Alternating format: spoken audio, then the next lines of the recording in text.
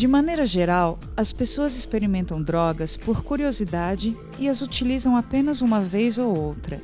É o chamado uso experimental. Muitas fazem uso ocasional, sem maiores consequências na maioria dos casos. Apenas um grupo menor passa a usar drogas de forma problemática. Como cada caso é único, se para uma pessoa o uso regular de drogas pode ser considerado seguro, para outra o mesmo padrão de uso pode configurar problemas. Analisar questões relacionadas a substâncias psicoativas no mundo contemporâneo é enxergá-las como consequência de múltiplos aspectos, entre eles a relação de sujeitos concretos com sua história pessoal e familiar, o que está na base do tipo de uso estabelecido. Um sujeito se faz e é feito nas relações sociais. Essas redes pessoais significativas, o contexto cultural onde ele está inserido, são aspectos cruciais para que a gente entenda a relação que um sujeito estabelece com as substâncias psicoativas. Dessa forma, os riscos associados ao tipo de uso variam de acordo com o contexto pessoal e familiar, sendo o contexto social o pano de fundo desses acontecimentos. Assim, é fundamental analisar os contextos socioculturais, econômicos e políticos, sem o estigma de uma moralidade que imobiliza e se infiltra nas estruturas sociais. As pessoas acabam buscando nas drogas, suprir vazios existenciais, falta de um projeto de vida, sofrimentos, conflitos que estão presentes na nossa vida, e a droga aparece como uma saída, uma fuga, e a droga acaba se tornando, então, muito potente, muito poderosa sobre o sujeito.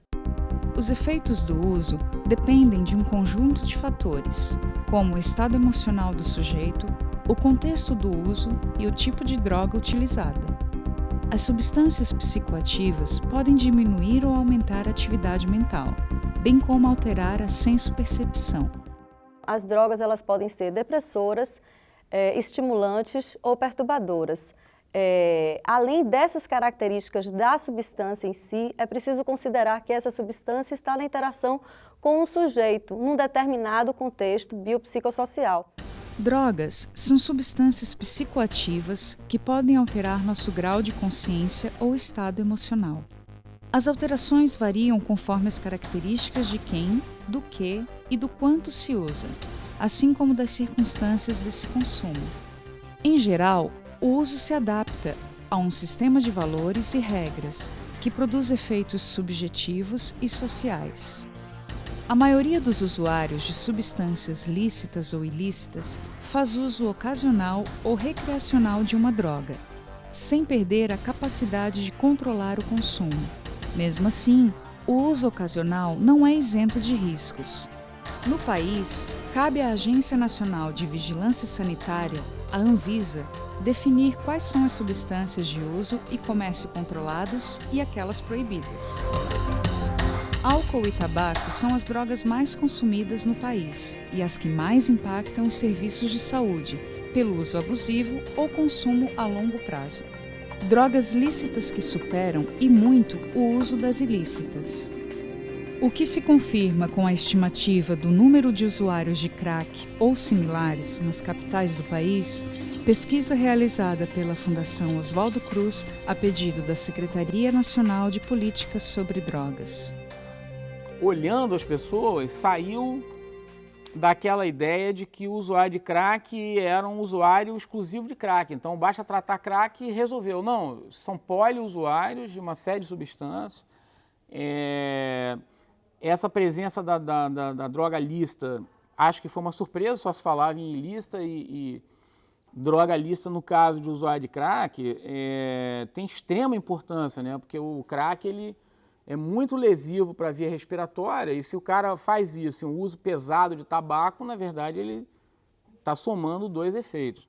O mais recente levantamento nacional sobre consumo de drogas psicotrópicas entre estudantes de ensino fundamental e médio das redes pública e privada de ensino nas 27 capitais brasileiras também constata ser o álcool e o tabaco as substâncias mais consumidas.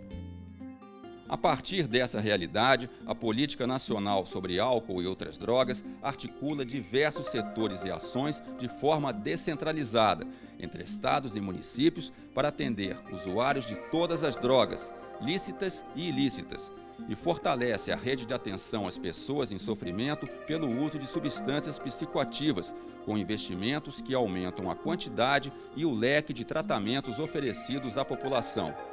Enfermarias especializadas, novos centros de atenção psicossocial, os CAPs, unidades de acolhimento transitório e apoio às comunidades terapêuticas.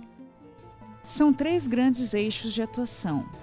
O eixo prevenção, conjunto de estratégias com ações contínuas para fortalecer os fatores de proteção e reduzir os de risco em relação ao uso de drogas. O eixo cuidado, que trata da ampliação do acesso e qualificação das redes de atenção à saúde e assistência social, por meio das redes do Sistema Único de Assistência Social, SUAS, e o Sistema Único de Saúde, SUS. E o eixo autoridade, com foco na repressão das organizações criminosas e na manutenção de espaços urbanos seguros em áreas degradadas.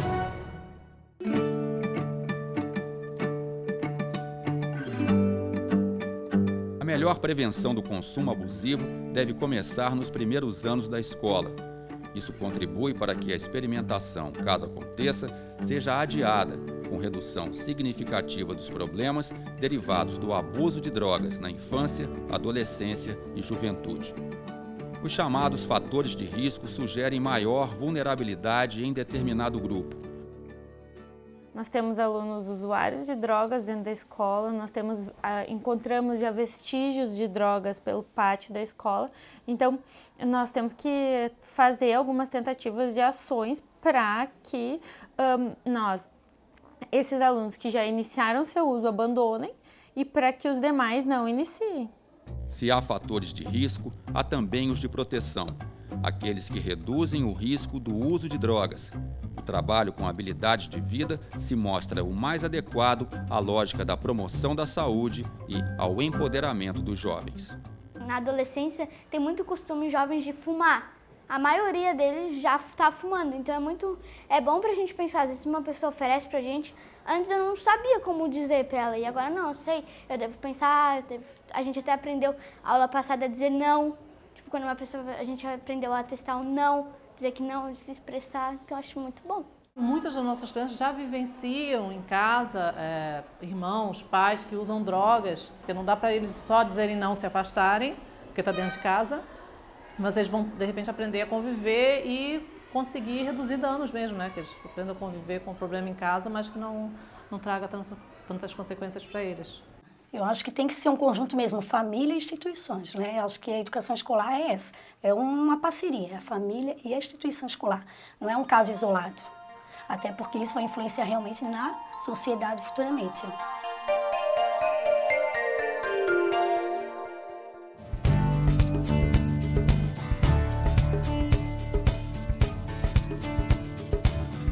Informalco, um portal com informações sobre os efeitos da bebida e ferramentas para a redução do consumo.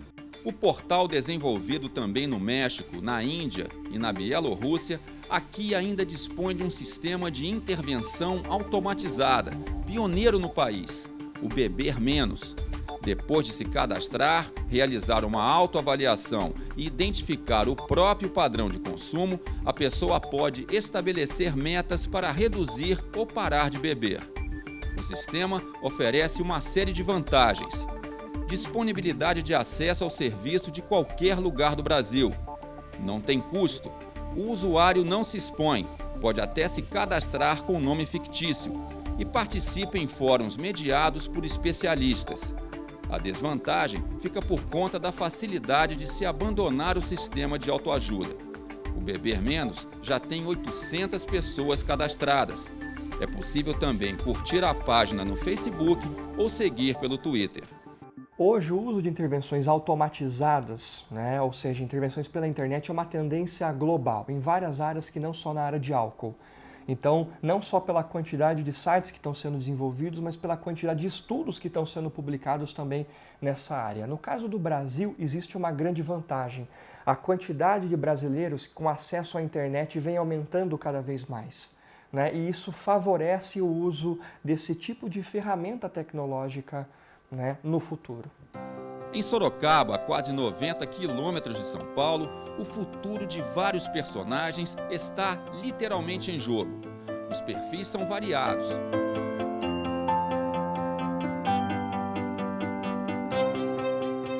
Todos têm uma história, pontos fortes e fracos. Vivem num contexto caótico e precisam de ajuda para mudar de vida. O game Descobrindo Habilidades foi uma ideia da organização não governamental Lua Nova, que atende mães em situação de risco. Desenvolvido por uma empresa especializada, a lógica do jogo é descobrir no menor prazo possível, neste cenário repleto de possibilidades, soluções que auxiliem os personagens. O game está no Facebook e permite a quem joga interagir com comentários e sugestões. Seja uma pequena porcentagem do Facebook que consiga captar essa mensagem ou conseguir interagir com o jogo, você já vai ter um relatório, um feedback assim de mais de 1 milhão de pessoas. Então acho que a rede ajuda você a estar buscando esse tipo de pessoa que às vezes nem estava tão ligado no problema, mas acaba ou indicando uma pessoa que ela saiba que tem esse problema, ou se identificando mesmo, sabendo, eu tô nessa vida e, legal, eu sei que então eu tenho algumas saídas que eu posso estar procurando. É legal esse jogo, né? Prevenir é evitar o uso problemático. Para intervir em situações desse tipo, é preciso desenvolver ações integrais que envolvam a participação ativa da população. O trabalho tem que ser feito fora do local de conforto, sair da zona confortável e ir para a prática, vivenciar a rua, vivenciar a escola, vivenciar a família e vivenciar principalmente o jovem. Quando a gente olha essa realidade, nós muitas vezes vitimizamos a periferia. A periferia passa a ser vitimizada como espaço de empobrecimento, como espaço de marginalidade, como espaço de crime, e na verdade não é isso. Nessas comunidades, 99% da população é população trabalhadora, é população que acorda cedo, é população que constrói a riqueza, é juventude que quer oportunidade.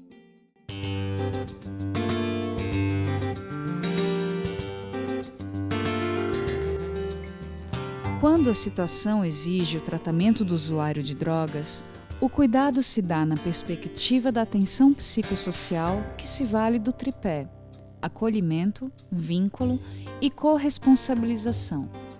O acolhimento é a recepção, a escuta das demandas desse usuário para resolvê-las na medida do possível, de forma articulada com outros serviços quando necessário. Envolve também o atendimento aos familiares.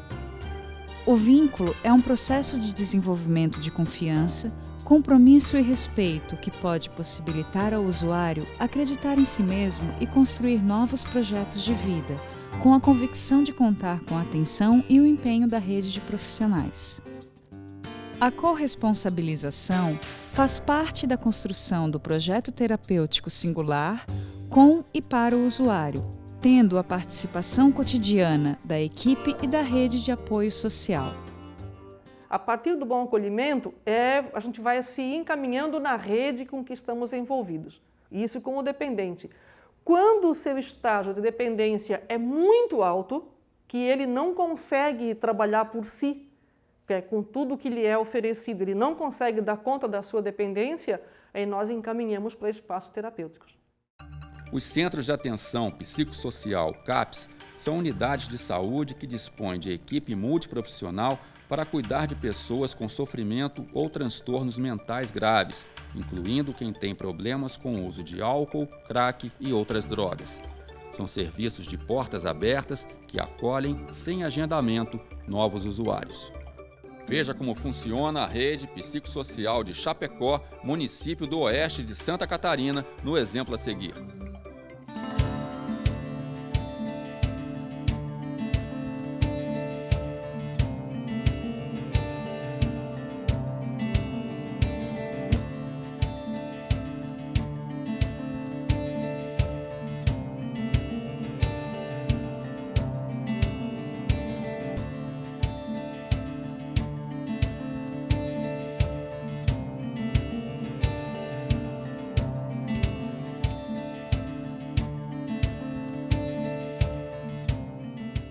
Cada CAPS, então, tem uma equipe multiprofissional, todos têm equipe multiprofissional e funcionam de forma semelhante. E nós temos, então, uma relação bastante estreita entre os 4. Nos reunimos semanalmente, as coordenações dos 4 serviços. Temos casos comuns, temos pacientes em que o filho está sendo atendido no CAPS-I e o pai ou a mãe estão sendo atendidos ou no CAPS-AD ou no CAPS-2. Assim como temos casos em que o mesmo paciente está na unidade de acolhimento e é atendido em um dos CAPS.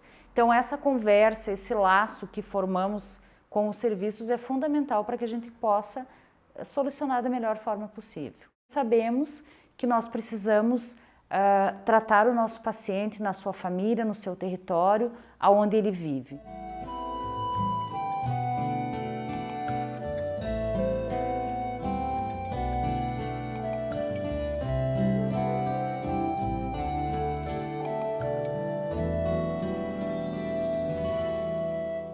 Essa experiência assim, tem fortalecido muitos vínculos, tem dado a sensação de apoio, né, de trabalho compartilhado, porque a partir do momento que eu atendo uma criança, aí a assistência social também atende aquela criança, aí essa criança vai para a escola, aí essa criança está com algum direito violado, o conselho tutelar entrou na jogada.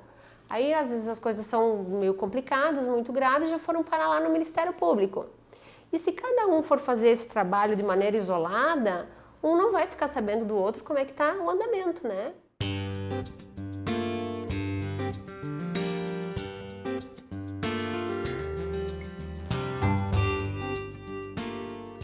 Desde que surgiu o Serviço de Saúde Mental, né, no município, nós tivemos uma queda de internação de 80% no primeiro ano.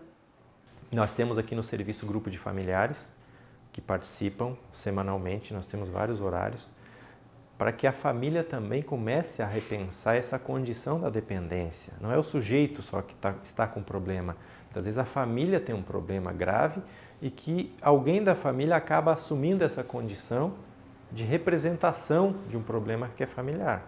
Internação não resolve escolhas de vida, a internação desintoxica. E esse é um processo que a população ainda tende a não entender.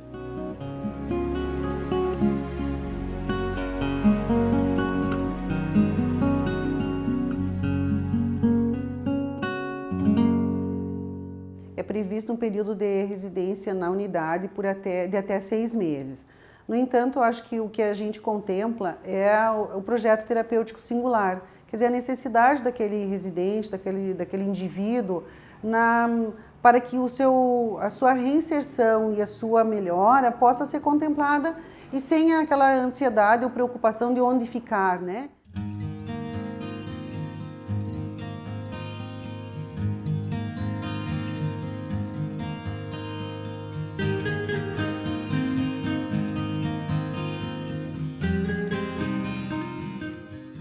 Até hoje eu estava lá nas aulas de manhã cedo para fazer. Me mandaram para cá porque me arrumaram o serviço.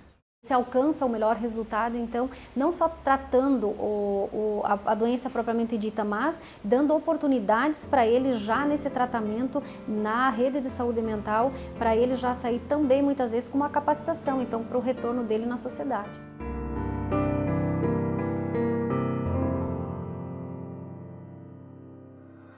As diretrizes da Rede de Atenção Psicossocial, RAPS, implantadas progressivamente no país, incluem atenção aos usuários de drogas.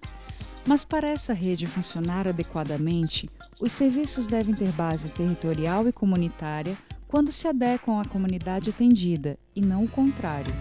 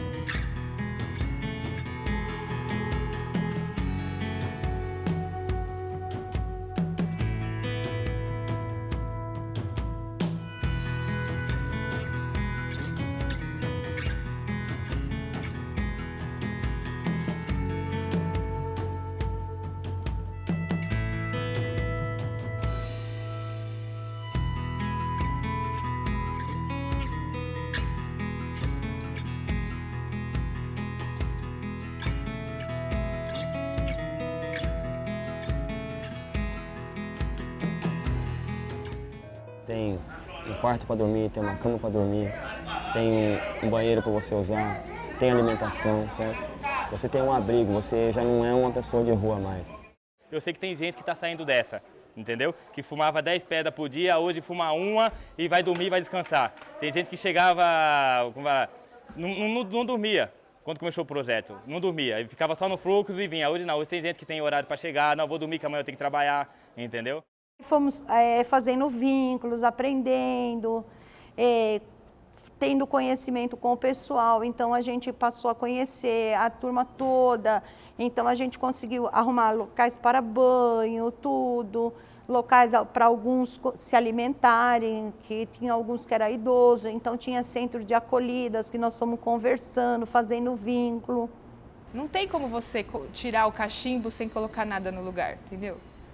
Ou pelo menos trabalhar com eles o que poderia ser essa inserção, porque eu não acho que ninguém precisa chegar na abstinência para ser reinserido, até porque a classe média e alta faz uso de droga e trabalha, estuda, ganha seu dinheiro, mora numa casa digna. Então eu acho que para o usuário de crack isso não deveria ser diferente não. Qual é a diferença de um usuário abusivo de cocaína para um usuário de crack, entendeu? Não tem diferença, o que muda é a miséria. Então rapidamente nós iniciamos um plano de elaboração para a cidade de São Paulo da RAPS, a Rede de Atenção Psicossocial, né? Que esse foi os primeiros 6 meses foram assim, nós iniciamos a construção da RAPS, a Rede de Atenção Psicossocial, que é o conceito mais geral do Ministério da Saúde para tratar toda a questão, todos os transtornos, a questão da saúde mental, onde o consumo abusivo de álcool e droga está inserido. Okay? Então, uma questão mais ampla. E a partir da contextualização, da elaboração da Rede de Atenção Psicossocial, nós também começamos a entender melhor o que se passava lá na Cracolândia. Esta ação que a Prefeitura está tendo é um grande recado de nós não desistimos de vocês. Eles eram pessoas praticamente invisíveis lá naquela região, que incomodavam a cidade inteira, mas que não eram vistos. E acho que a sociedade, ela olha esse grupo de pessoas como se fosse uma massa uniforme perdida, né? Eles falam zumbis. E quando você chega perto, como nós chegamos, você vê que não é uma massa uniforme, você vê que são indivíduos que têm histórias individuais que precisam ser resgatadas e reconstruídas. Todos os integrantes da Guarda Civil Metropolitana que têm contato com as pessoas do programa, eles passaram pelo programa de capacitação do Crack é Possível Vencer. Então, essa mudança de mentalidade é fundamental. Você tem ali pessoas, 90% são egressos do sistema prisional. E a mentalidade da guarda e da polícia é enxergá-los não como integrantes do programa, mas como ex-criminosos, pessoas que têm problema com a justiça. Muitos deles estão em liberdade condicional, enfim, processos em andamento. Você fazer a mudança desse olhar é fundamental. O que houve de diferente? Que houve uma intervenção no território, de peso. Foram lá os trabalhadores de saúde, foram lá os trabalhadores de assistência, foram os trabalhadores de segurança, enfim, e se fez uma intervenção forte, mas aqui tem a outra grande dimensão. Em vez de fazer com exclusão, como era feito antes, foi feito com inclusão. Essa que é a grande revolução. O que o município de São Paulo fez foi inverter o paradigma e dizer, não, as pessoas são dignas, são a priori, então por isso elas devem ser aceitas, né, de braços abertos para o estabelecimento de relações na sociedade. Quando você trata com essas pessoas de forma civil, de forma clara, né, e estabelece um contrato, mesmo que seja com baixa exigência, né, mas de forma bastante clara, que ele é colocado numa posição de dignidade, de civilidade, eles mantêm. Tem que tratar desigualmente os desiguais para conseguir ter um pouco de igualdade.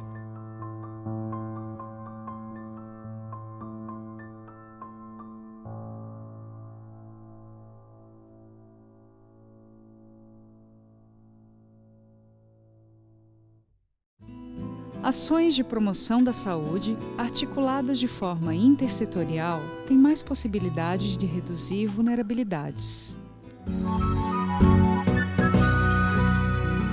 Andréia, 20 anos, dependente química de crack, perde a guarda dos filhos por determinação da justiça, que aciona um abrigo para as crianças e encaminha a mãe à emergência de saúde mental, álcool e outras drogas.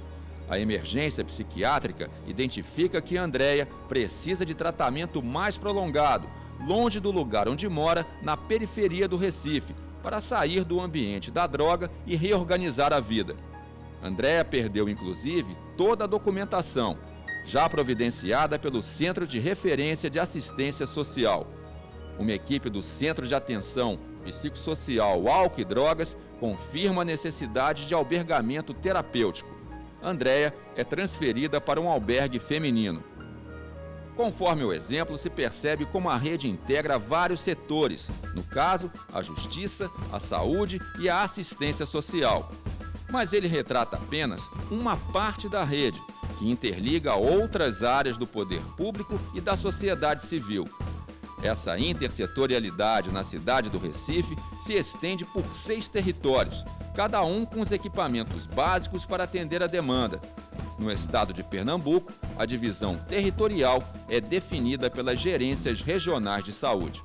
O nosso foco prioritário passa a ser a intersetorialidade, justamente na busca de estar contemplando todas as necessidades do usuário. Retratos de situações de rua e de vidas que ganham cor e movimento a partir dos 6 CAPs AD da rede do Recife. Tratamento da dependência química, que também, por meio da arte, dá novo significado ao considerado descartável. Rede que resgata a esperança. O custo-benefício vale a pena, porque a gente vê muita melhora. Há muita recaída, há muita desistência, mas a melhora sobrepõe tudo. Assim, é um serviço que funciona, é um serviço que vale a pena a prefeitura investir, vale a pena ter, porque a demanda de drogas não existe apenas em cidades grandes, existe em cidades pequenas, e esse público está chegando e tem que se dar uma demanda para ele. Rede que encaminha para a recuperação em albergues terapêuticos, quem pelo meio do caminho reencontra o caminho de casa e o carinho da família. Um local para dar um tempo protegido sem o uso do álcool, para poder reformular a vida distante da dependência. Você sente que tem uma ajuda dentro da família, que a gente não sente lá fora porque está no uso, aí nem se importa com nada, né? Aí aqui a gente começa a retomar os vínculos familiares, né? A gente dando apoio, dando apoio, a gente ajuda elas a construir um mundo melhor para eles, né? Começou frequentando os Alcoólatras Anônimos. Aí um amigo indicou o CAPS, fez um tratamento lá, e aí do CAPS ele não conseguia controlar, mandaram para aqui.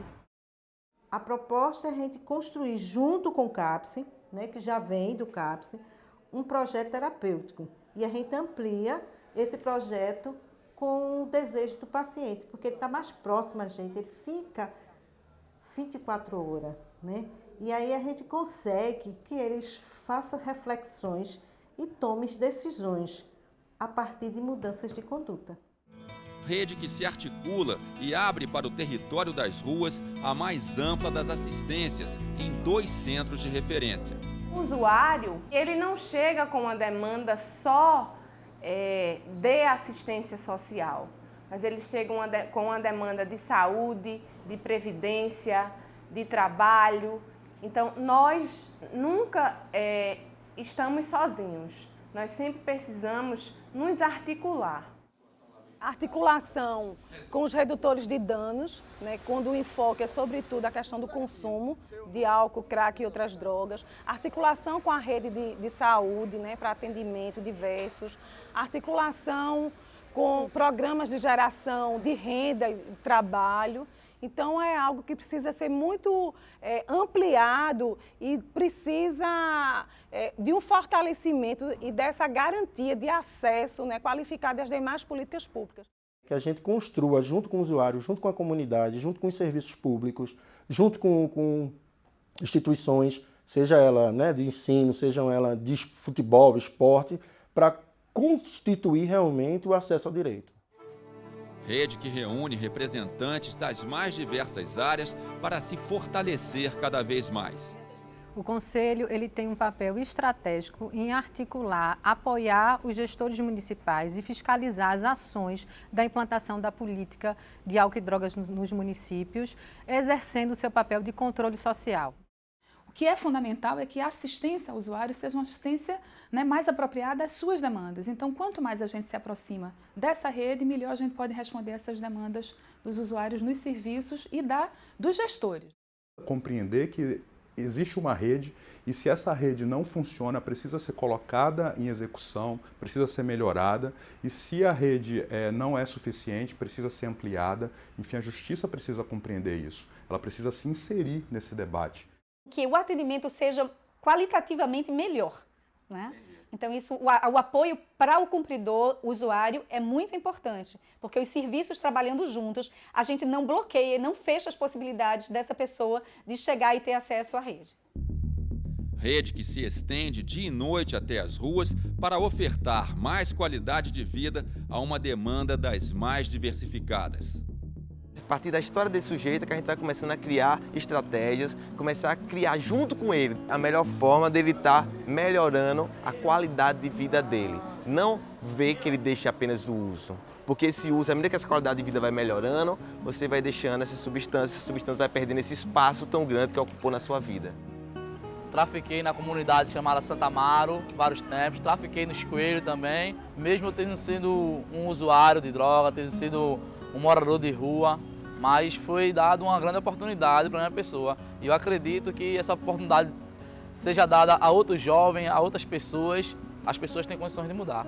Um acolhimento que a gente propõe numa atitude, ele está muito mais focado na ameaça de morte, ele está muito mais focado na situação de rua, na relação que ele tem com aquele pequeno tráfico dentro da comunidade e fazer com que ele resgate novos vínculos e tenha um novo projeto de vida numa relação de aproximação, numa relação de vínculo, numa relação de respeito, de cidadania e de direitos humanos.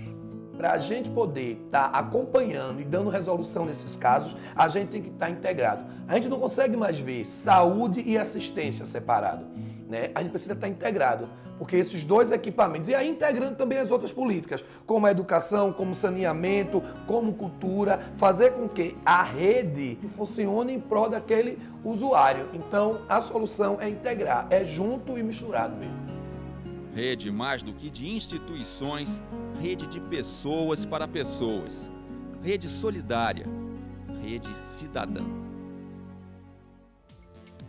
Há também uma variedade de instituições privadas, a maioria ligada a movimentos religiosos, que ofertam aos usuários a possibilidade de organizar a própria vida sem drogas. Apesar da grande heterogeneidade dessas instituições, quase todas reivindicam para si a denominação de comunidade terapêutica, as CTs. São equipamentos na fronteira da saúde e da assistência social que oferecem acolhimento por até 9 meses para adultos com necessidades clínicas estáveis decorrentes do uso de substâncias psicoativas. A gente tenta juntar as maiores ações possíveis no sentido de não só tratar, mas de fazer com que esse interno possa ser reinserido e muitas vezes inserido, né, socialmente de forma mais considerável. A bioética ciência da vida defende acima de qualquer juízo moral sobre os usuários de drogas o direito à saúde. O mesmo princípio em defesa da vida segue a chamada redução de danos, abordagens que pressupõem não haver imediata e obrigatória extinção do uso de drogas. Não se privilegia a droga, em lugar de privilegiar os humanos em suas vicissitudes, os humanos que fracassam, os humanos que sofrem, os humanos que reconhecem a sua dimensão de finitude e, portanto, de morte.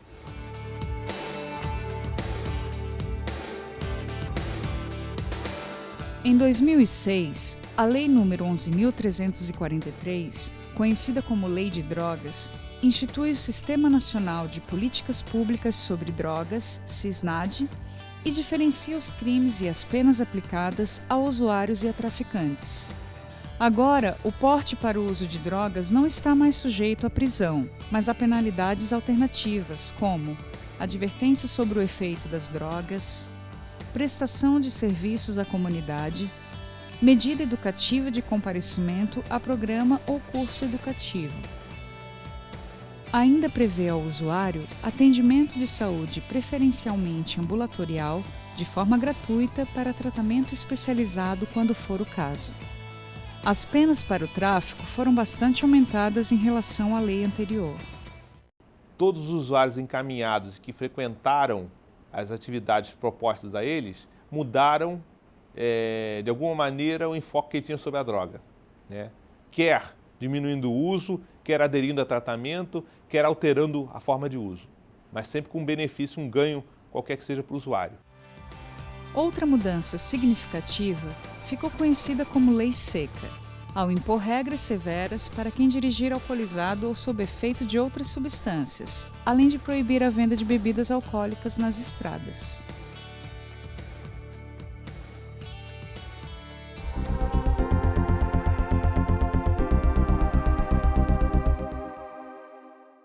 A Constituição de 1988 institui os conselhos como instrumentos de mediação na relação entre o Estado e a sociedade civil. Assim, a principal função de cada um deles é garantir os princípios da participação social nos processos de decisão, definição e operacionalização das políticas públicas. Os conselhos sobre drogas proporcionam a interlocução entre diversos atores sociais em defesa da integração e da responsabilidade compartilhada nas ações voltadas à prevenção, ao tratamento e à reinserção social de usuários de álcool e outras drogas. Cada estado ou município tem uma realidade distinta que requer ações diferenciadas, o que se reflete no próprio nome dos conselhos. É o que vamos ver no exemplo a seguir.